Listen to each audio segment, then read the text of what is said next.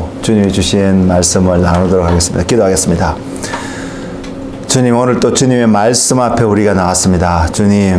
주님께서 말씀하실 때에 우리에게 듣는 귀와 깨닫는 마음을 주셔서 주님이 기뻐하시는 그 모습 그대로 주님께 드려질 수 있는 우리 각자의 삶이 될 수 있도록 주님 인도하여 주옵소서. 그리고 이것이 우리에게 얼마나 큰 축복이고 이것이 얼마나 우리에게 소중한 자산이 되는지 깨닫고 이것을 감사히 여기며 주님을 더 사랑할 수 있는 그런 은혜가 넘치도록 주님 인도하여 주옵소서. 주님 홀로 영광 받으소서. 감사하고 예수님의 이름으로 기도드렸습니다. 아멘. 오늘 주신 제목의 말씀은요, 예수의 길이라는 제목으로 말씀을 나눌 텐데, 말씀은 이사야서입니다. 이사야서 53장입니다. 53장 1절 한 절 말씀만 보겠습니다. 이사야서 53장 1절입니다.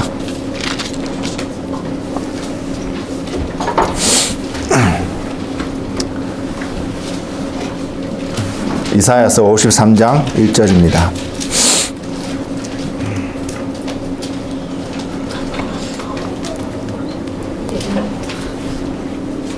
이사야서 53장 1절입니다.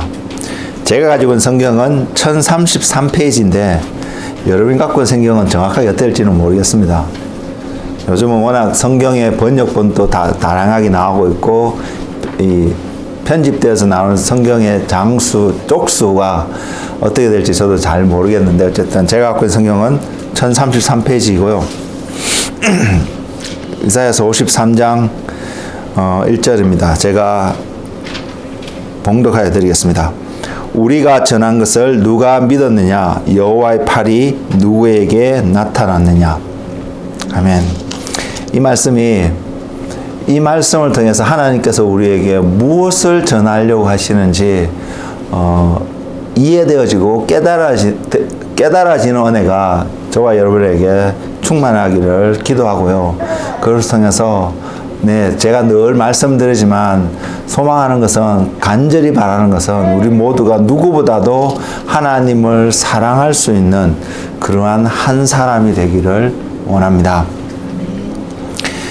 하나님께서요, 아담을 창조하시고 난 이후에 그에게 모든 것을 할 수 있다고 그런 뉘앙스의 말씀을 하셨습니다. 그 대표적인 것이 동산에 있는 각종 모든 나무의 열매들을 먹을 수 있는데 한 가지만 하지 말라라고 말씀을 하셨습니다.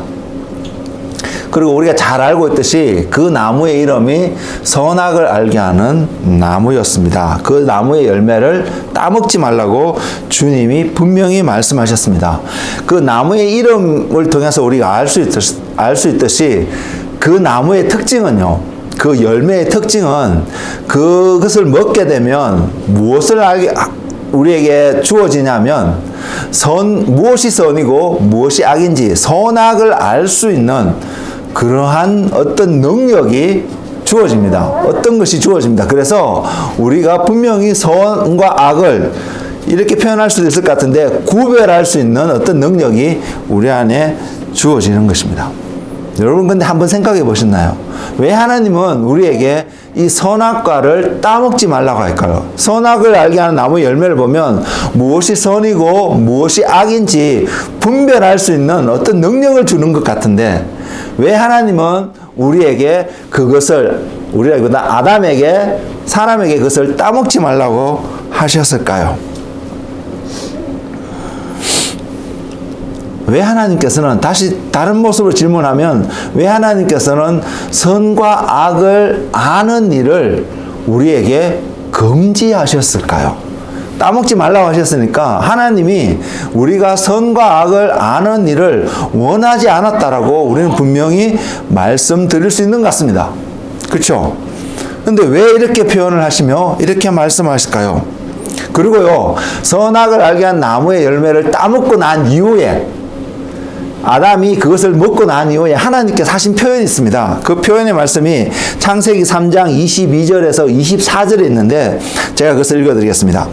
여호와 하나님이 이르시되 보라 이 사람이 선악을 아는 일에 우리 중 하나같이 되었으니, 자, 분명히 선악을 알게 하는 나무 열매를 먹고 나니까 하나님께서 선포라고 할까요? 스테이먼트, 하나님의 스테이먼트가 이 사람이 선악을 아는 일에 우리는 성부, 성자, 성령의 하나님을 뜻한다고 믿습니다.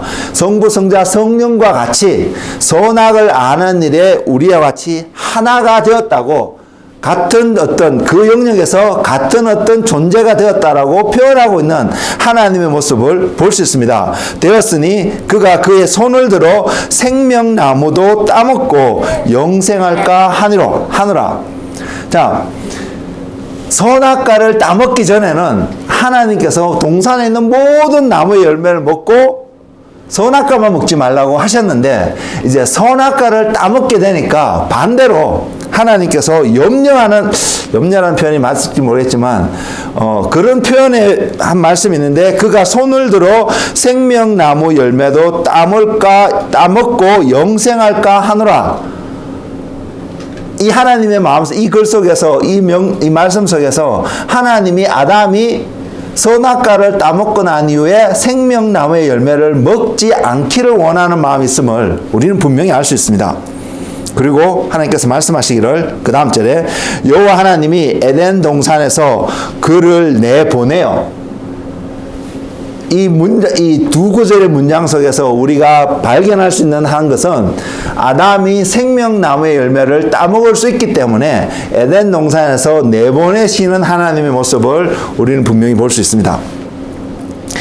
내보내어 그의 근원이 된 땅을 갈게 하시니, 그 다음 절에 이같이 하나님이 그 사람을 쫓아내시고, 심지어는 에덴 동산에서 아담과 하와를 내보내시고 난 이후에 또 하신 일이 있는데, 생명나무를 보호하기 위해서 하신 일이 있습니다. 이것이 이렇게 기록되어 있습니다. 이같이 하나님이 그 사람을 쫓아내시고 에덴 동산 동쪽에 그룹들과 두루 도는 불칼을 두어 생명나무의 길을 지키게 하시니라. 이제는 아무나 쉽게 생명나무의 열매를 따먹지 못하도록 하나님께서 천사들을 두시고, 예전 번역의 성경에서 화염검이라고 표현되어 있거든요. 두루 돌아다니는, 아마 우리가 요즘 공상과학 영화 많이 있어서 우리의 상상력 한번 발휘해보면 불이 번쩍번쩍하는 어떤 칼이 하나 있는지 둘 있는지 몇 개인지 모르겠지만 그 나무 주변을 빙빙 돌면서 지키고 있는 모습을 우리가 한번 상상해 볼 수 있을 것 같습니다. 그래서 아무나 그것에 함부로 접근하지 못하도록 막고 계신 하나님의 모습을 우리는 이 말씀을 통해서 분명히 볼 수 있습니다. 제가 조금 전에 이야기했지만 이 말씀을 통해서 하나님께서 사람들이 선악을 알게 되었다라고 인정하시는 모습이 분명히 나오고요. 그리고 또한 선악과를 따먹고 난 이후에 사람들에게 하나님이 또 말씀하시는 것이, 이제 너는 너의 근원이 된 땅을 갈아야 된다라고 말씀하고 계신 하나님의 말씀이 그곳에 있고요. 그리고 제가 조금 전에 말씀드렸지만 아무나 쉽게 그 생명나무의 열매에 접근해서 그 나무의 열매를 따먹지 못하도록 하시는 하나님의 세 가지 어떤 모습이 그 선악과를 따먹고 난 후에 하나님께서 하고 계시는, 그것도 여러분 보시면서 깨달으시겠지만 생명나무를 위해서 하고 계시는 그 모습을 바라보고 있습니다. 볼 수 있습니다.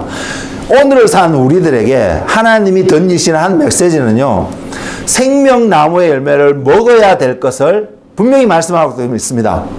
근데 지금 에덴 동산에서 아담이 선악과를 따먹고 난 바로 그 이후에 하나님께서 하고 계시는 어떤 하나님의 움직임은 생명나무의 열매를 따먹지 못하도록 하고 계시는 하나님의 모습을 보고 있습니다. 그리고 분명히 우리가 기억하듯이 생명나무의 열매가 아닙니다. 선악을 알게 하는 나무의 열매를 먹으면 반드시 죽는다고 말씀을 하셨고요. 우리는 이제 그것이 아담에게 죄가 되었고, 그 죄가 아담 한 사람에게만 주어진 죄가 아니라 아담의 자손 모든 인류는 태어나자마자 모두 다 그러한 죄를 가지고 태어난다는 것을 우리는 너무나 잘 알고 있습니다. 하나님 왜 이렇게 하셨을까요? 그리고 이것은 무엇을 말하고 있는 것일까요? 하나님께서 선악을 알게 하는 것을 왜 금지시켰으며 이것은 우리에게 어떠한 메시지를 주고 계시는 하나님의 모습을 우리는 발견할 수 있을까요? 저도 과거에 한 번도 이렇게 깊게 생각해 본 적이 없었는데 오늘 말씀을 준비하면서 하나님께서 제게 던져주신 깨닫게 하신 한 가지는 이것입니다. 선악을 알게 하는 그거, 선악을 아는 그 문제, 우리가 무엇이 옳은 것이고 나쁜 것이고 무엇이 선한 것이고 악한 것이 아는 그 문제가 아니라 바로 이 선악을 알게 하는 그것은 이 심판하는 자리에 있는 사람이 할 수 있는 일임을 보여주고 있다는 사실입니다. 결국 뭐냐면 하나님이 계셔야 하는 그곳에 이제 선악을 알게 한 나무로 열매를 먹고 선악을 알게 되었으니까 그 사람에게 어떤 현상이 나타나냐면 하나님이 계셔야 되는 그 자리에 그 사람이 우리 자신이 하나님을 대체하게 되는 현상이 나타났다는 것입니다. 그래서 우리에게도 동일하게 좋은 의미에서는 분별의 모습이, 악한 의미의 모습에서는 판단의 모습이 우리 안에 나타나는데 그것이 하나님으로부터 온 판단이 되어지면 분명히 분별이 되어질 것입니다. 근데 하나님으로부터 오지 않는 판단이 되어지면 말 그대로 판단이 되어지고 어떤 사람들을 정죄하는 어떤 자리에 우리는 쉽게 가게 될 것입니다. 이것이 선악을 알게 하는 나무의 열매를 먹은 결과라는 사실을 우리는 정확하게 볼 수 있기를 원합니다. 우리의 관점에서는 저와 여러분의 생각 속에서는 선과 악을 구별할 수 있는 것이 얼마나 귀한 능력이냐라고 생각할 수 있는데 그것으로 인해서 우리는 하나님을 잃어버리게 된다는 사실이죠. 즉 하나님 없이도 우리 스스로가 선한 것이 무엇이고 악한 것이 무엇인지를 판단하고 분별할 수 있는 심판의 자리에 가려고 하는 우리의 태도가 우리 안에 발생하게 되었다는 사실을 보기를 원합니다. 그리고 저와 여러분은 하나님 없이 판단되어지고 하나님 없이 행해지는 부별되어지는 어떠한 삶의 자리에도 가지 않을 수 있는 은혜가 있기를 정말로 소망합니다. 그것이 우리가 이 땅에서 살아가야 되는 한 이유고, 아담이요 땅의 근원이 된 그 땅을, 자신의 근원이 된 그 땅을 갈아야 되는 이유도 그곳에 있습니다. 이것을 조금 뒤에 좀 더 설명하도록 하겠습니다. 즉 선악을 알게 하는 나무의 열매를 먹음으로 말미암아 우리 안에는 더 이상 하나님이 중심이 된 삶이 아니라 나 자신, 여러분 자신이 중심이 되어진 삶을 살아가고 있고요. 오늘날 세상의 모든 교육은 제너럴하게 한마디로 표현하면 내 중심의 삶을 어떻게 살아가서 세상 가운데 성공할 수 있는지를 가르쳐주고 있는 삶이라는 것을 볼 수 있기를 원합니다. 그리스도인은 주님을 구하기를 원하는 우리라면 우리는 그 삶 속에서 세상에서는 성공할 수 있습니다. 세상의 가르친 대로 따라가면. 그러나 하나님 나라에서 주님 안에서는 결코 성공할 수 없는 삶임을 볼 수 있습니다. 그런데 우리는 이 땅에서도 성공하는 삶을 살고 싶고요. 동시에 하나님 나라에서 성공하는 삶을 살 수 있는데 그 삶은 한마디로 표현할 수 있습니다. 주님의 길로만 갈 때에 그것이 성공할 수 있는데 주님께서 함께하는 길이기 때문에 결국 세상 사람들의 눈에도 이 사람의 삶은 성공했다고 평가되어질 수밖에 없는 그 열매들이 나타날 수 있는 시기가 분명히 올 것이라는 사실입니다. 그래서 우리는 주님과 함께하는 이 땅에서의 여정, 물론 하나님 나라에 가게 되면 더 이상 주님과 함께하는 것에 대한 고민이 필요 없을 것이지만 이 땅에서 하나님과 함께하는, 주님과 함께하는 그 여정의 삶이 훈련되어지고 준비되어질 때에 우리는 하나님 나라에서 그분과 온전히 함께 살아갈 수 있음을, 그 비결을 발견하는 은혜가 저와 여러분의 삶 속에 충만하기를 주의 이름으로 축복을 드립니다.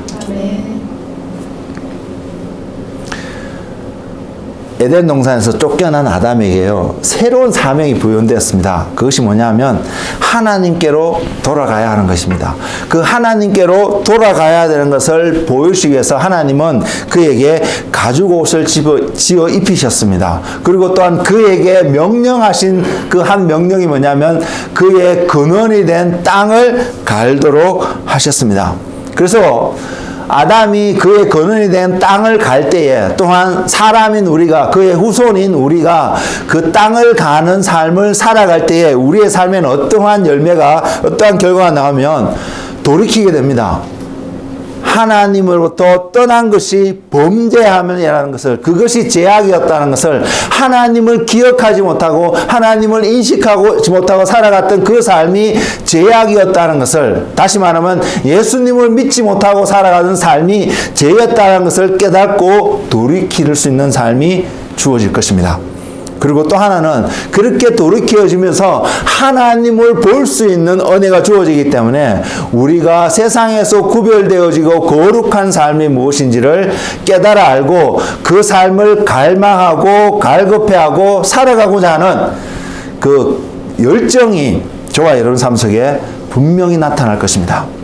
이것이 땅을 갈고 있는, 그 근원된 땅을 갈 수밖에 없고 갈아야 되는 그 한 이유이고요. 마태복음 13장에서 주님께서 씨 뿌리는 부유를 말씀하셨는데, 그곳에서 땅을 갈게 될 때에 옥토와 같은 30배, 60배, 100배의 열매를 맺을 수 있는 그 결과를 우리는 경험할 수 있습니다.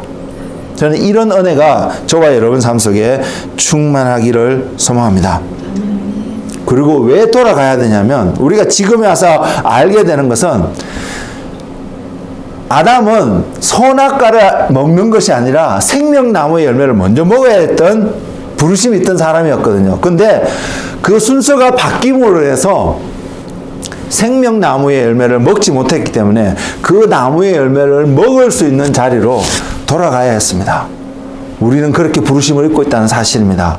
그래서 하나님께서 말씀하시기를, 주님께서 계시록을 통해서 말씀하고 있는 한 부분이 이기는 자에게, 계시록 2장 7절에 있는데, 기 있는 자는 성령이 교회들에게 하시는 말씀을 들을지어다. 이기는 그에게는 내가 하나님의 낙원에 있는 생명나무의 열매를 주어 먹게 하리라. 에덴 동산에 있을 때는요, 아담이 손을 뻗어서 따먹을 수 있는 나무였습니다.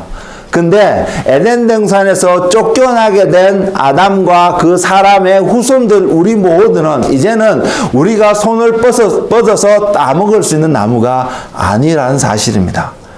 이것은 하나님께로부터 우리에게 주어져야만이 우리가 먹을 수 있게 된 나무의 열매가 되었다는 사실을 보기를 원합니다. 궁극적으로 이 나무의 열매는 사람이 모두가 먹어야 되는 나무의 열매입니다. 근데 하나님을 몰아내고 하나님이 계셔야 되는 그 자리에 앉은 사람은 절대로 그 나무의 열매를 먹을 수 없게 되었다는 사실입니다. 제 가운데 있을 때는 절대로 먹을 수 없는 나무의 열매가 되었다는 사실입니다. 그래서 보면요, 하나님께서 금지하신 열매는 선악과였는데, 선악과를 따먹고 난 이후에 자동적으로 금지된 열매가 생명나무의 열매가 되었다는 사실입니다. 그리고 이제는, 근데 궁극적으로 우리는 그 생명나무의 열매를 먹어야 되는 한 사람 한 사람이기 때문에 하나님께서 스스로 육신의 몸을 입고 이 땅에 오셔서 그 나무로 갈 수 있는, 그곳에 여전히 화영금과 천사들이 지키고 있는 나무일 수는 있겠지만 주님께서 그 길을 열어주셔서 주님을 통하여서, 예수 그리스도를 통하여서, 주님의 인도하심을 통하여서 그 나무에 접근할 수 있는 사람들이 분명히 있을 것이며, 그 나무에 접근하는 사람들은 주님으로 말미암아 그 나무의 열매를 먹게 되는 은혜가 반드시 주어지는 사건이 우리 삶 속에 있을 거라고 믿습니다. 우리는 이것을 소망해야 합니다. 그래서 단순히 생명나무의 열매를 따먹는 것뿐만 아니라 그 과정이 그리스도를 통하여서 이루어져야 된다는 사실을 분명히 인식하고, 우리가 그 생명나무를 향하여서 가는 그 여정의 삶이 주님과 함께하는 그 여정의 삶이 되기를 소망합니다. 우리는 예수님께서 그 길을 어떻게 여셨는지 알고 있습니다. 그 길은 분명히 우리에게 주어진 표현으로도 십자가의 길이었습니다. 주님이 가신 그 십자가를 통해서, 그 십자가를 통해서 우리는 그 생명나무에 분명히 접근할 수 있고 먹을 수 있는 그 은혜가, 기회가 주어졌음을 바라봅니다. 그리고 십자가는 다른 어떤 걸로 표현할 수 있는 것이 아니라 그 길은 순종의 길이었음을, 저는 저와 여러분이 이것을 알고 있다고 믿습니다. 모르는 사람들이 아니라고 생각합니다. 그렇기 때문에 우리의 삶 속에 내가 어떠한 삶을 살아가는 것이 바로 그 십자가의 삶이며 순종의 삶을 살아가는 것인지 분별되어지고요, 하나님 앞에서 점검되어져서 하나님이 인정하시는 순종의 삶이 저와 여러분의 삶이 되기를 주의 이름으로 축복드립니다. 그 길 말입니다. 생명나무로 가는 그 길. 주님께서 죽기까지 순종함으로 가셨던 길을 통하여서, 여정을 통해서 그 길이 열렸다는 사실을 우리는 절대로 잊지 않는 은혜가 있기를 원합니다. 그것을 바라볼 때에 우리도 동일하게 주님이 가신 길로 갈 수 있고요. 그 길을 통하여서 주님이 가시고 난 후에, 물론 이 말씀은 십자가로 가시기 전에 선포하신 말씀이지만, 그 십자가로 가신 주님의 모습을 통해서 이것이 참이구나를 발견할 수 있게 된 말씀이 요한복음 14장 6절에 있는 말씀입니다. 주님이 이렇게 말씀하셨습니다. 내가 곧 길이요 진리요 생명이니 나로 말미암지 않고는 아버지께로 올 자가 없느니라. 왜? 하나님은 영원한 생명이시거든요. 아니, 하나님 안에 그 생명이 들어가 있거든요. 그래서 하나님께로 가지 않으면 아무도 그 생명을 얻을 수가 없기 때문에 주님의 이 선언이 참인 것을 적어도 저와 여러분은 알고 있다고 믿습니다. 그럼 우리는 지금 그 여정을 오늘 또 가고 있는 한 사람의 나그네의 여정을 하는 사람인가요? 그리고 우리는 그러한 자가 되기를 너무나도 소망합니다. 우리의 근원 되시는 하나님께로 돌아가는 길은 오직 예수 그리스도를 통하여만 갈 수 있음을 말씀 가운데 분명히 하고 있기 때문에, 여러분의 삶 속에 어떠한 폭풍을 치고 비바람에 몰아치고 앞에 작든 크든 어떠한 장애물이 놓여 있다 할지라도 우리가 분명히 붙잡고 가야 될 한 가지는 예수님을 통해서만 하나님께로 갈 수 있다는 사실을 반드시 기억하며 하루하루를 살아가는 우리의 삶이 되기를 원합니다. 그럴 때 우리는 그 여정을 완수할 수 있다고 믿습니다.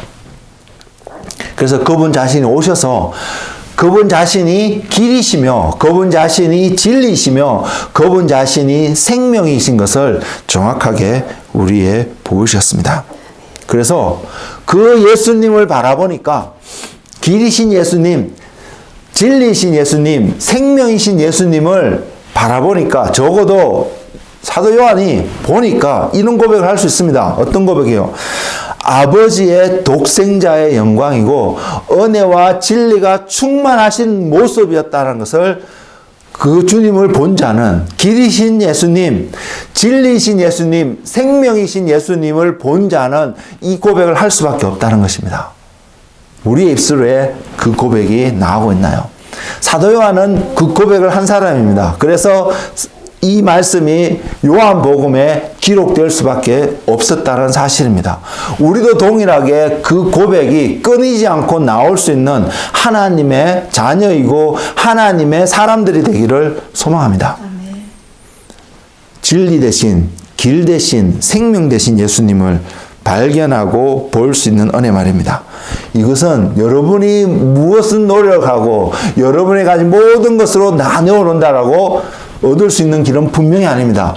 이것은 분명히 은혜로 말미암아 주어질 수 있기 때문에 그 은혜를 사모하고 갈급해하는 삶이 저와 여러분 삶 속에 충만하게 풍성하게 나타나는 그런 사람이 되기를 원합니다. 요한이 이렇게 증거를 했고요. 주님을 만났던 많은 사람들이 증거를 했고요. 그래서 사람들에게는 어떠한 마음이 더 생긴다고 보여지냐면 그 주님을 발견하기를 원하고 주님을 찾기를 원하고 주님을 만나기를 원하는 마음이 그 이야기를 들었던 사람들에게 충분히 전달되어지고 갈급하는 마음이 있다고 생각합니다. 저와 여러분에게도 동일하게 그 마음이 있을 거라고 믿습니다.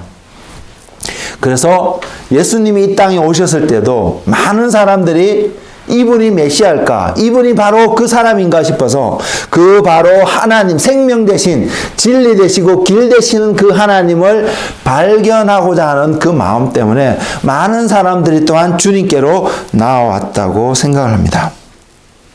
거기를 알기 원했고 가기를 원했고 보기를 원했는데 그러나 성경이 우리에게 보여주는 한 사건은 많은 사람들이 주님께 찾아와서 때로는 이분이 메시아인 것 같다라고 생각하면서 주님 앞에 왔는데 또한 많은 사람들이 이분은 메시아가 아니야. 이분은 아니야. 라고 돌아가는 사람들이 많이 있었다는 사실을 성경은 보여주고 있습니다. 오늘 사는 우리가 성경의 이 부분을 알기 때문에 저와 여러분은 안 그럴 거라고 착각하지 마시기 바랍니다. 우리도 얼마든지 그럴 수 있는 한 사람이 될 수 있다는 사실 말입니다. 그 무리 속에 포함될 수 있다는 사실. 예수님께서 그 떠나가는 무리들을 바라보고 그 주님과 함께 했던 제자들에게도 동일하게 질문을 던졌습니다. 너희도 떠나가겠느냐고. 베드로가 대표적으로 대답을 했다고 저는 생각하는데 그가 이런 고백을 합니다. 생명의 말씀이 여기 계시오니 내가 어디로 가리이까. 이 고백이 우리의 고백이 되기를 원합니다. 오늘날 우리 앞에 놓여질 수 있는 많은 장애물들 속에서도 생명의 말씀이 생명되는 길 가운데 우리가 놓여 있는데 우리가 다른 어떤 길을 찾을 수 있겠냐라고 고백하면서 그 생명의 길로 인도하시는 주님 앞에 우리의 믿음을 보이고 우리의 사랑을 보일 수 있는 그 하나님의 사람의 주님의 제자다운 그 삶을 살아가는 저와 여러분이 되기를 소망합니다. 근데 많은 사람들이 주님을 떠나갔습니다. 그럼에도 불구하고요. 그리고 그 많은 사람들이 주님을 떠나가게 된 가장 큰 이유, 여러 가지 이유가 있을 수 있다고 생각하는데요. 제가 깨닫게 된 가장 큰 이유는 바로 그들 자신, 우리 자신이 그 이유가 된다는 것입니다. 이사야서 53장 1절의 말씀을 그것을 이야기하고 있다고 저는 믿습니다. 우리가 전한 것을 누가 믿었느냐? 여호와의 팔이 누구에게 나타나느냐? 더더욱에서 더 말씀하고 있는데 뒷부분에 말씀할 수 있는데 이 말씀을 드리고 그 말씀을 또한 읽어드리기 원합니다. 하나님을 발견하기 위해서요. 열심히 성경을 읽었습니다. 묵상했습니다. 찾았습니다. 근데 주님이 그 사람들을 향해 하셨던 말씀이 너희가 영생을 얻기 위해서 성경을 묵상하였지만 그 성경이 예수님을 가르치고 있는데 예수님께로 오지 않았다라고 주님은 분명히 말씀하였습니다. 우리도 마찬가지라고 생각합니다. 오늘날 많은 사람들이 교회 안에서 예배드리고 있는 그 사람들의 생각 속에서도 동일한 마음이 있다고 생각합니다. 물론 그 주님을 목적으로 바라보지 못하고 교회에 참석하고 있는 사람들도 있을 수도 있겠지만 주님은 누구에게 그런 말씀을 하고 계시냐면 영생을 얻기 위해서 성경을 상고하고 성경을 읽고 성경을 배우고 성경을 묵상하는 사람들에게 말씀하고 있다는 사실을 우리는 기억해야 합니다. 영생을 얻기 위해서 성경을 읽었는데 그 성경은 영생을 주시는 영원한 생명 그 자체이신 예수님을 가르치고 있는데 너희가 예수님을 보지 못한다고, 깨닫지 못한다고 책망하시는 주님의 모습을 우리는 발견할 수 있습니다. 왜 그랬을까요?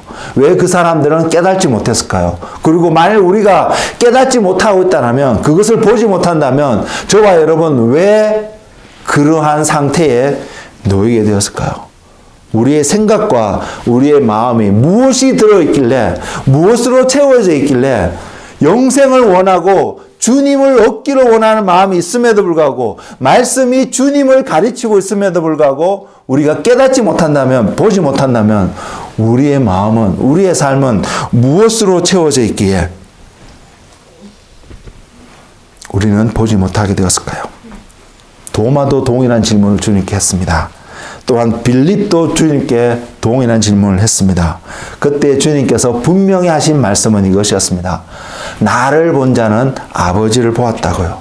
예수님께 나아간 자는 하나님께로 갈 수 있음을 분명히 이야기하고 있음을 우리는 볼 수 있습니다. 저와 여러분 지금 그 여정 가운데 지금 놓여 있나요? 주님을 아는 것은 분명히 말씀드릴 수 있는 건데 하나님을 아는 것입니다. 주님을 본다는 것은, 그렇게 고백되어진 우리의 믿음은 하나님을 본다는 것을, 보고 있다는 것을 의미하고 있다는 것입니다. 그리고 성경을 통해서 주님의 말씀을 통해서 그 길로 갈 수 있는 길을 우리는 분명히 알 수 있음을, 가는 방법이 있음을 성경은 이야기하고 있습니다. 창세기에서는 아담에게 하셨던 말씀, 그의 거론된 땅을 가는 그 삶이 주님께로 갈 수 있는, 생명 되신 그분 앞에 갈 수 있는, 하나님께로 나아갈 수 있는 길임을 말씀하고 있으며, 오늘 사는 우리들에게 주님이 그 길을 표현하신 표현의 방법은 이것입니다. 마태복음 16장 24절에 기록되어 있는데, 이에 예수께서 제자들에게 이르시되 누구든지 나를 따라오려거든, 주님이 어디로 가셨냐면 아버지께로 가셨잖아요. 그래서 이 말씀이 맞는 것입니다. 누구든지 나를 따라오려면, 그냥 주님이 가시는 어떤 길이 아니라 주님이 어디로 가셨냐면 아버지로 가셨기 때문에, 아버지께로 가셨기 때문에 그 아버지로께 간 주님을 따라가려거든 자기를 부인하고 자기 십자가를 지고 나를 따를 것이니라고 주님이 말씀하고 있습니다. 그래서 우리는 분명히 그 길을 모르는 자가 아닙니다. 그 길은 자기를 부인하고 자기 십자가를 지고 나를 따르는 길입니다. 사도 바울은 갈라디아서요, 이 길을 이렇게 표현하고 있습니다. 갈라디아서 2장 20절인데요. 내가 그리스도와 함께 십자가에 못 박혔나니 그런즉 이제는 내가 사는 것이 아니요 오직 내 안에 그리스도께서 사시는 것이라. 이제 내가 육체 가운데 사는 것은 나를 사랑하사 나를 위하여 자기 자신을 버리신 하나님의 아들을 믿는 믿음 안에서 사는 것이라고 우리에게, 어떻게 보면 지금 마태복음 16장 24절의 주님의 말씀보다도 우리가 조금 더 이해할 수 있는 삶의 모습이 어떠한 삶인 것을 표현하고 있는 말씀이 갈라디아서 2장 20절의 말씀이라고 저는 생각이 되어집니다. 그래서 우리가 볼 수 있습니다. 그리스도와 함께 십자가에 못 박혔다고, 자기를 부인하는 삶이 주님과 함께 십자가에 못 박힌 삶인 것을 분명히 보여주고 있고요. 그럼에도 불구하고, 내가 십자가에 죽었음에도 불구하고 육신 가운데 살아가고 있는 우리의 모습을 보면서 너희의 삶은 이제는 육신을 위해서, 너희 자신을 위해서 하나님을 몰아내고 그 자리에 서서 하나님처럼 행동하기를 원하는 그러한 삶으로 살아가는 우리의 삶이 아니라 그리스도를 믿는 믿음 안에서 살아가는 삶, 그리고 그 믿음의 삶은 나를 사랑하사 나를 위해서 자신의 생명을 내어주신 바로 그 예수 그리스도를 믿는 믿음 안에서 사는 삶인 것을 성경은 분명히 보여주고 있습니다. 그러면 우리는 우리 삶을 점검해 보면서 이렇게 확인해 볼 수 있습니다. 나는 지금 나를 사랑하사 나를 위해서 자기의 생명을 내어주신 예수 그리스도를 믿는 믿음 안에서 오늘 또 살아가고 있는지, 또 한 가지는 내가 정말로 주님과 함께 십자가에 못 박아 세상에 대해서 죽은 자라는 것을 깨달으며 살아가고 있는지, 이 두 가지를 확인해 보면 우리의 지금 가고 있는 여정이 하나님을 향한 주님과 동행하는 생명 되시고 길 되시고 진리 되신 그분을 향하고 그분과 함께하는 여정을 가고 있는지 아닌지 우리는 분별할 수 있지 않을까요? 제가 여러분이 그렇다 안 할까 분별하는 것이 아니라 여러분 자신이 제가 제 자신이 바로 이러한 길을 가고 있는지 분별해낼 수 있는 그 능력, 그 은혜가 우리에게 주어지지 않을까요? 자신을 부인하는 삶은요, 선악과를 다 먹지 않는 삶입니다. 예수님이 땅에 오셨을 때도 마귀에도 동일한 시험을 받으셨습니다. 마귀가 하와를 통해서 아담을 유혹했던 것과 똑같은 차원의 폼은 그 모습은 달랐지만 똑같은 차원의 세 가지 모습으로 질문을 드렸는데 그 세 가지 질문을 하나로 종합하면 하나님을 예수님의 삶 속에서 제거하고자 하는 질문이었습니다. 예수님이 그것을 선택했으면 사단이 주는 유혹되는 그 말 그대로 예수님이 선택을 했으면 예수님의 삶 속에서도 하나님을 제거하는 사건이 분명히 일어났을 것입니다. 아담에게 일어났던 것처럼. 그렇다면 예수님은 마지막 아담이 될 수 없었을 것입니다. 너무나 감사하게 육신을 얻고 이 땅에 오신 예수님께서 선악을 알게 하는 나무의 열매를 선택하지 않는 삶의 모습을 어떻게 하면 그렇게 할 수 있는지를 분명히 보여주셨습니다. 그래서 우리도 그러한 삶을 살아갈 수 있습니다. 아담이 선택한 것으로 해서 우리에게 동일하게 전가되어졌기 때문에요. 우리도 이 땅에 살면서 동일한 시험, 예수님이 받으셨던 것과 동일한 시험이 우리 앞에도 놓여 있고요. 예수님께서 이기셨기 때문에 우리 또한 예수님처럼 이길 수 있는 기회가 주어졌음을 우리는 볼 수 있습니다. 물론 아담처럼 넘어질 수 있다는 사실을 우리는 기억하기를 원합니다. 그러나 그거보다 더 중요한 것은 예수님이 이기셨기 때문에 나 또한 이길 수 있다는 사실. 어떤 싸움했어요?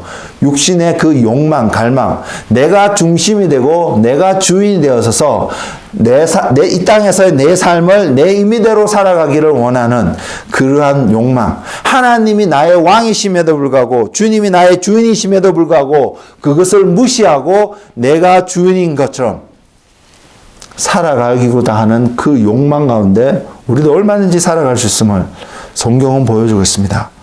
그래서 주님께서 말씀하시는 것은 그 욕망을, 그 갈망을 십자가에 못 박는 그런 자가 되어야 되는 것을 말하고 있습니다. 나를 부인하는 것입니다. 내가 하나님 되고자 하는 그 자신을 거절하는 삶을 말하고 있습니다. 그리고 그 삶은요, 여러분이 외치고 여러분이 노력하고 여러분이 뭔가 헌신한다고 되어진 삶이 아닙니다. 그래서 십자가를 통해서 고난을 경험할 수 있겠지만 십자가는 고난의 삶이라고 말할 수 있는 것이 아니라 십자가는 자기 부인의 삶인 것을 말할 수 있습니다. 우리가 그 부인의 삶을 살아갈 때에요. 때로는 어떤 사람, 많은 경우에 그것이 고난의 모습으로 다가오는 것을 바라봅니다. 왜? 그것이 우리 자신을 부인하기에 너무나도 유익함을 주기 때문이에요. 그러나 세상 가운데, 축복 가운데 살아가면서도요, 우리는 우리 자신을 부인할 수 있는 그 은혜와 그 능력이 우리 삶 속에서 나타나기를 원합니다. 그러면 사도 바울이 고백했던 것처럼 내가 부한데도 처할 줄 알고 궁핍가운데도 처할 줄 아는데 자기에게서 온전히 드러나기를 원하는 것은 예수 그리스도인 것을 고백할 수 있고 이쪽에 있던 저쪽에 있던 그것이 내 삶을 어떻게 영향을 줄 수 없다는 고백을 할 수 있는 바로 그 고백력. 그 고백이 저와 여러분의 고백이 되기를 원합니다. 그러면 저는 우리의 삶이 청지기의 삶을 이 땅에서 온전히 살아갈 수 있지 않을까 저는 생각합니다. 저는 그 삶을 갈망합니다. 우리의 삶이 부유하든 또한 세상에서 볼 때 고난이고 말하는 그 삶 속에서 우리의 삶이 힘들게 보이는 어떤 삶을 살아가든 그것이 저에게는 주님이 인정하시는 청지기의 삶이 되기를 소망하고요. 여러분의 삶들 속에서 동일한 차원의 하나님의 부르심과 그 부르심에 순종되어져서 주님이 기뻐하시는 열매를 드려지는 그런 삶이 되기를 주님의 이름으로 축복을 드립니다. 분명히 말씀드리지만 계시록을 통해서 주님께서는 우리가 이기는 자가 되기를 원합니다.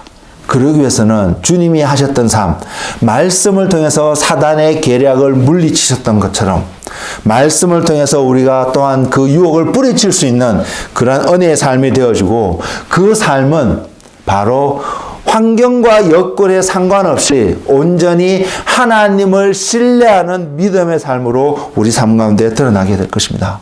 이것이 저의 삶이 되고 이것이 여러분의 삶이 되기를 주의 이름으로 축복을 드립니다.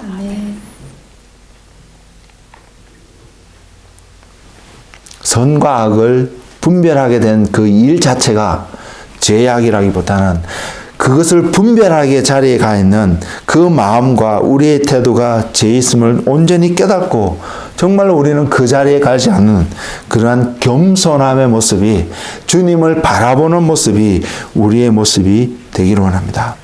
이런 모습은 하나님의 시각으로 세상을 바라보는 그러한 모습입니다. 그것은 로마서 12장 2절에서도 이야기하고 있는 것처럼 세상을 본받지 않을 때에 세상을 본받지 않으면 하나님을 본받을 수밖에 없거든요.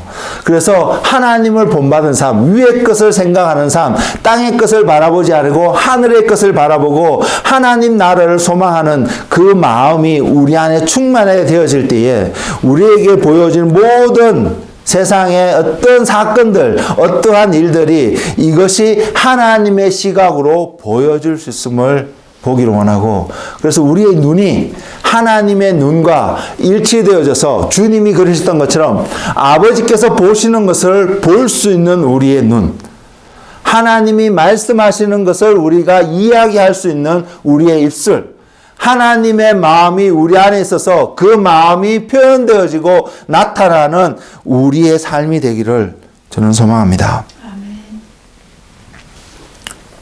제 인생에 있어서 하나님을 경험하고 깊이 알게 된 그 사건을 통하여서 제게 주어진 가장 중요한 한 특징은 저의 시야가 하나님 관점에서 세상을 바라볼 수 있는 그런 은혜가 주어졌다는 것입니다. 지금도 완전하지 않습니다. 그럼에도 불구하고 세상의 관점으로 보기보다는 하나님의 관점으로 보려고 하는 태도가 저 안에서 생겨났으며 점점 증가되어져 가고 있으며 그것을 더 갈망하고 있는 저의 삶의 모습을 바라봅니다. 저는 이 모습을 보면서 하나님을 만나고 주님을 알게 된, 좀 더 알게 된 제게 주신 하나님의 은혜라고 생각합니다. 저는 이러한 은혜가 여러분 삶 속에서도 부족하지 않기를 소망합니다. 그래서 하나님의 관점이 우리의 관점이 되기를 원합니다.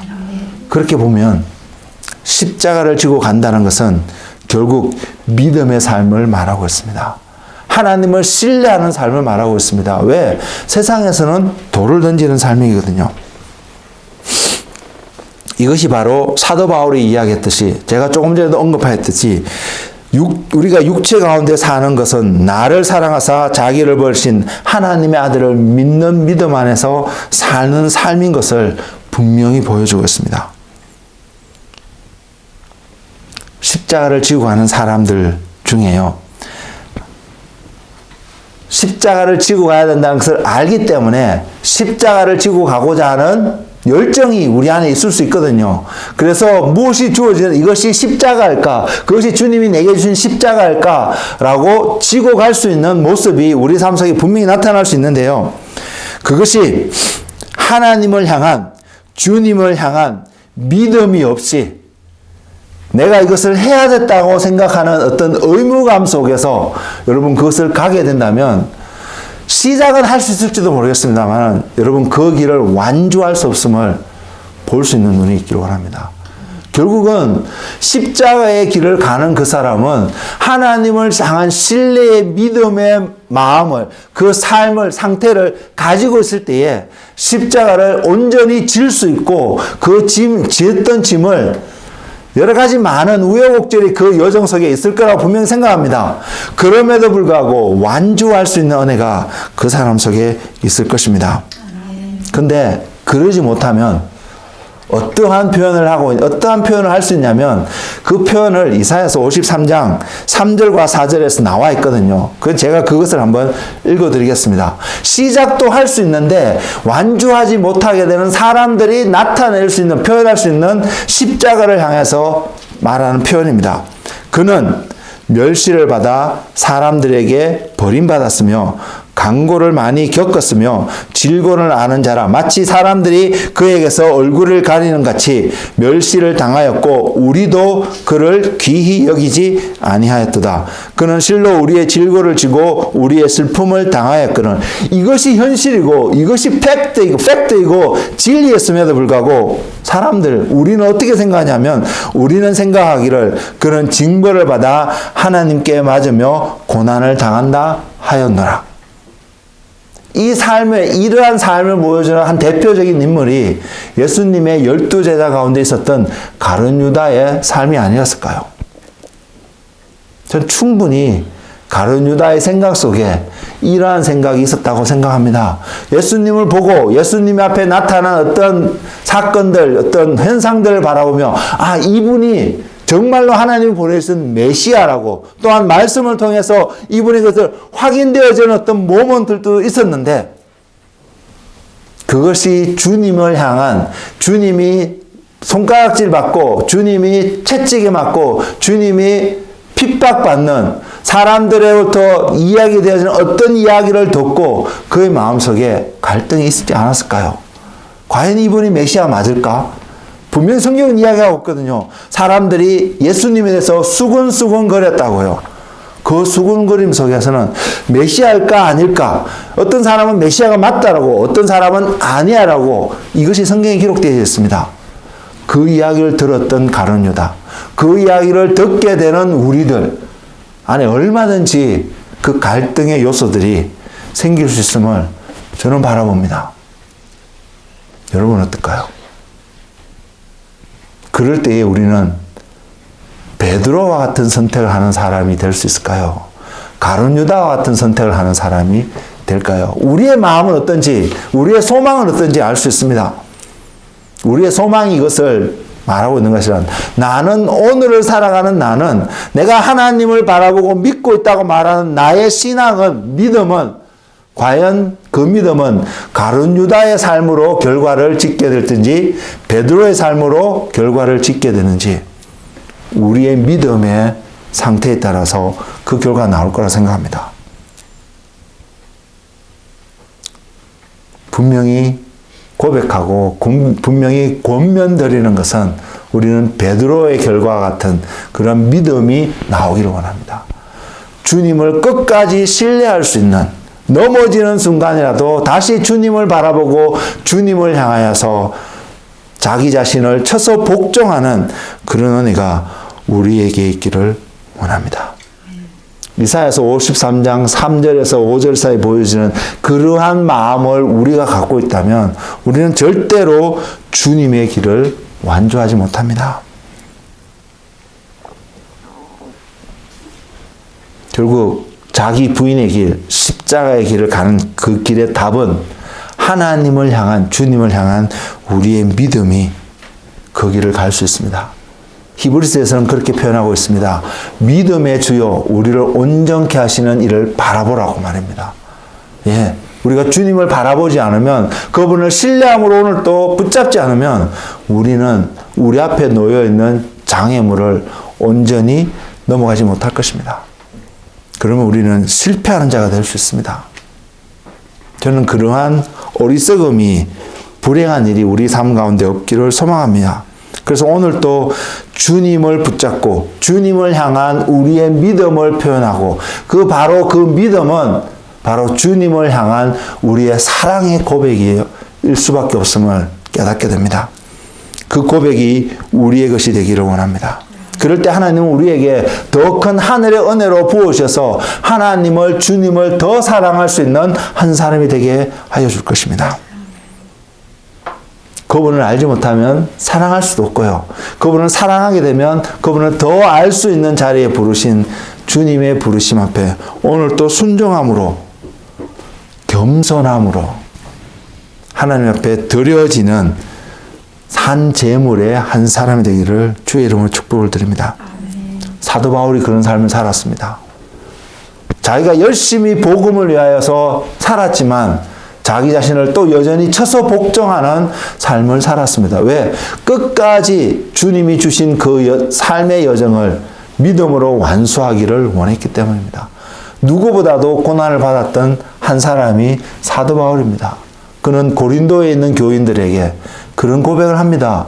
내가 얼마나 고난을 받았는지, 40에 하나 빠진 매를 얼마나 많이 받았는지, 여행을 다니면서 강도의 위험과 배가 파손하는 그 위험을 얼마나 받았는지, 그럼에도 불구하고 믿음의 선한 싸움을 끝까지 완주할 수 있음을 고백하는 사도 바울의 고백이 우리도 하나님 앞에 가야 되는 그 시점에 다가왔을 때, 아니면 주님이 재림하시는 그 시점에 우리가 주님을 볼 수 있는 그 상황까지 우리가 산다면 그때 동일한 고백을 할 수 있는 우리의 삶이 되기를 주의 이름으로 축복을 드립니다. 그러면요, 이 질문을 들을 수밖에 없습니다. 내가 보고 있는 것이 하나님이 보는 것인지 어떻게 알 수 있겠습니까? 저는 이것이 은혜라고 믿습니다. 우리가 노력한다고 볼 수 있는 것이 아니라는 건 사실입니다. 그래서 우리의 노력하는 자리가 아니라 이것이 은혜임을 깨달을 수 있는 자리에 있기를 원합니다. 그러면요, 저와 여러분 한 스텝 나아갈 수 있습니다. 우리의 어떤 것을 할 수 있다는 것입니다. 은혜이기 때문에요. 근데 이것이 은혜임을 깨닫지 못하는 사람은 이것을 해야 되는 걸 알고 한 스텝을 하게 되는데 그걸 하다가 부딪히면 주님으로부터 떨어질 수 있음을 저는 봅니다. 왜? 주님이 우리를 붙잡지 않으면 갈 수 없기 때문에요. 내 힘으로 완주할 수 있는 길이 아니기 때문에요. 그래서 주님은 우리를 주님 가운데로 우리를 부르고 계십니다. 그 은혜의 자리에 우리를 부르고 계십니다. 그래서 사도 요한이 예수님을 보니까 은혜와 진리가 충만한 분이셨습니다. 하나님의 주님의 그 은혜가 우리에게 부어지면 그 진리 대신 예수님께서 요구하시는 믿음의 삶, 공의로운 삶, 거룩의 삶, 정의로운 삶, 구별되어진 바로 그 삶을 저와 여러분은 분명히 살아갈 수 있습니다. 근데 그 삶을 완주하고 보니까, 그 삶을 살아가고 있는 자신을 보니까 내 것이 아니고 주님의 것인 줄 알기에 우리는 내가 영광을 취하는 자리, 아니 자기 자신이 십자가에 못 박여 죽었으니까 더 이상 내가 그 영광을 취하는 자리에 있는 것이 아니라 주님께 영광을 올려드리는 그 자리에 있는 우리의 모습을 저는 볼 수 있을 거라고 생각합니다. 그 사람이 얼마나 겸손한 사람일까요? 그 사람이 얼마나 자신을 쳐서 복종하고 낮아지는 자리에 간 사람일까요? 저는 그러지 않으면 완주할 수 없음을 알기 때문에 그 자리에 가기를 원합니다. 겸손의 자리에 낮아질 수 있는 그 자리에서요, 변명하고 싶고 내가 옳다는 것을 이야기하고 싶은 어떤 순간이 올다 할지라도 주님을 바라보고 침묵할 수 있는 겸손이 저에게도 있기를 원하고 여러분에도 있기를 원하고요. 주님을 믿기 때문에 그냥 묵묵히 참고 기다리는 그 믿음의 겸손의 모습이 우리의 삶의 중요한 어떤 열매가 되기를 원하는 마음이 있습니다. 이것을 갈망하며 그 삶을 바라보며 오늘 또 믿음의 여정을 걸어가는 우리가 되기를 원합니다. 그럴 때에 우리는 주님의 온전한 신부가 될 수 있지 않을까요? 그럴 때에 우리는 온전히 넉넉히 이기는 구원의 그 여정을 완수할 수 있지 않을까요? 지금 우리의 시선이 주님께 고정이 되어 있나요? 아니면 우리의 시선이 주님이 아닌 다른 모든 많은 것들에 더 많이 놓여져 있나요? 주님께서 다메섹에서 사울의 눈을 뜨게 하셨습니다. 그래서 그가 본 것은 예수 그리스도가 메시아인 것을 보았습니다. 동일한 은혜가 우리 가운데 있기를 원합니다.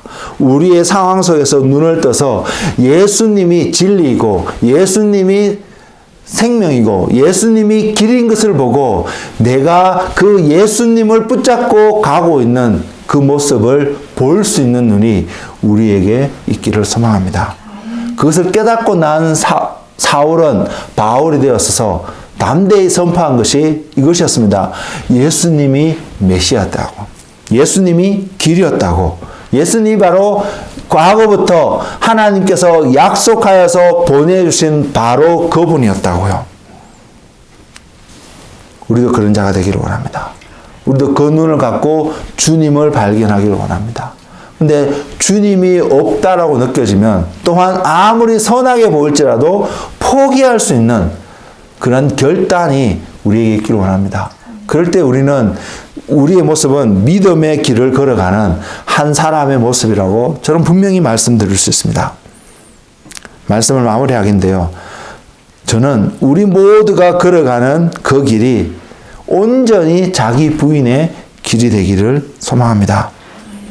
그래서 십자가의 길 끝에서 또한 좁은 길의 끝에서 예수 그리스도를 온전히 얻을 수 있는, 취할 수 있는 그 은혜가 우리의 삶이 되기를 원합니다. 그 예수님의 길을 보는 눈이 그 예수님의 길을 걸어가면서 주님께 감사와 찬양을 올려드리는 바로 그 길이, 그 삶이 저와 여러분의 삶이 되기를 원합니다. 그래서 오늘 또 주님의 말씀에 귀를 기울이는 한 사람이 되십시오. 우리가 대면하고 접하게 된 모든 것들 속에서 주님을 발견할 수 있는 그런 은혜를 구하십시오. 그리고 이것이 주님인지 저것이 주님인지 분별해낼 수 있는 은혜를 구하는 자가 되길 원하고, 주님이 아니면 누가 뭐라고 이야기했던 과감하게 내려놓을 수 있는, 버릴 수 있는 그런 결단의 믿음의 삶을 살아가는 한 사람 한 사람이 되기를 주의 이름으로 축복을 드립니다. 그래서 주님이 찾으시는 성도가 되고 주님이 찾으시는 신부가 되고 주님이 기뻐하시는, 결국 그 길은 생명나무의 길로 난 그 길을 향하여서 한 걸음 한 걸음 갈 때에 그 길의 끝에서 주님이 건네주시는 생명나무의 열매를 맛보는, 얻는 그 귀한 믿음의 삶을 살아가시는 한 분 한 분 되시기를 주의 이름으로 축복을 드립니다. 기도하겠습니다. 주님, 사도 바울의 눈을 뜨게 하셨던 것처럼 주님 우리의 눈을 뜨게 하셔서 주님을 볼 수 있는 자 되게 하여 주옵소서. 길 대신 예수님을 볼 수 있는 자, 생명 대신 예수님을 볼 수 있는 자, 진리 대신 그 예수님을 볼 수 있는 자가 되어져서 주님, 하나님의 관점으로, 하나님의 생각으로, 하나님의 마음으로 오늘 또 주님과 동행하는 믿음의 삶을 살아가는 그러한 은혜의 삶, 은혜 가운데 살아가는 자가 될 수 있도록 주님 축복하여 주옵소서. 그래서 그 예수의 길, 자기를 부인하고 자기의 십자가를 지고 살아가는 그 삶, 나는 그리스도와 함께 십자가에 못 박혔고 내가 육체 가운데 살아가는 그 이유는 나를 사랑하사 나를 위해서 자기 몸을 버리신 예수 그리스도를 믿는 믿음 안에서 살아가는 그 삶, 아담에게 명령하셨던 거는 되는 땅을 갈게 되는 바로 그 삶을 살아가는 한 사람 한 사람이 되기를 주님 소망합니다. 그래서 내가 주님을 알고 주님이 나를 아는 은혜 가운데서 살아감으로 주님 앞에 온전히 거룩한 산제물로 드려지는 예배자의 삶이 되도록 인도하여 주옵소서. 주님, 오늘 또 우리 가운데 찾아오셔서 우리의 심령 가운데 말씀하여 주셔서 감사하고 그 말씀에 죽기까지 순종할 수 있는 그 은혜가 우리의 삶이 되도록 인도하여 주시옵소서. 감사하고 예수님의 이름으로 기도드렸습니다. 아멘. 내가 길이요 진리요